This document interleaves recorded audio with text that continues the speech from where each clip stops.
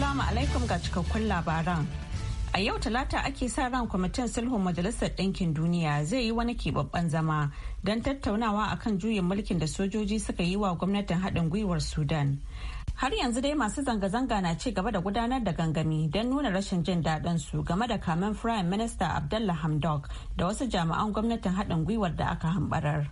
Shugaban sojan Sudan, Janar Abdel Fattah al-Burhan, ya ayyana dokar ta ɓaci a faɗin ƙasar 'yan sa'o'i bayan juyin mulkin tare da sanar da kawo ƙarshen gwamnatin haɗin gwiwar ƙasar, wadda ta kunshi farar hula da sojoji da suka shugabanci ƙasar tun daga watan Agustan shekarar 2019, jim kaɗan bayan hamɓarar da gwamnatin da ɗaɗɗan shugaba Omar al-Bashir mai mulkin kama karya.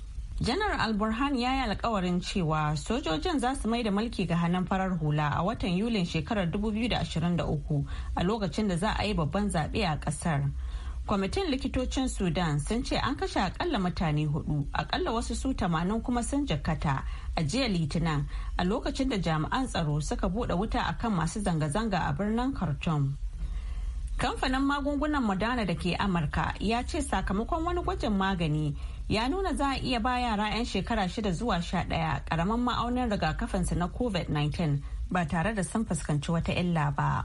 Kamfanin ya ce ya yi wa yara sama da 4,700 allurar rigakafinsa kashi biyu kusan cikin tsakanin kwanaki 28, inda kowace allurar rigakafin ke da kusan rabin karfin wadda ake ba manya. Wani sakamakon farko ya nuna garkuwar jiki a yara na a mataki ɗaya kamar yadda aka gani a manyan mutane da suka karɓi rigakafin guda biyu. Kamfanin na Moderna ya ce yaran sun fuskanci 'yan matsala kaɗan daga rigakafin kamar yanayin gajiya, ciwon kai, masassara da ciwo a wurin da aka yi rigakafin. Sai dai adadin waɗanda aka yi gwajin a kansu don gano wata matsala da ba a san da ita ba bai da yawa, kamar myocarditis wato kumburin zuciya da aka gano galibi a tsakanin yara maza da maza manya da suka karɓi rigakafin Moderna ko na Pfizer.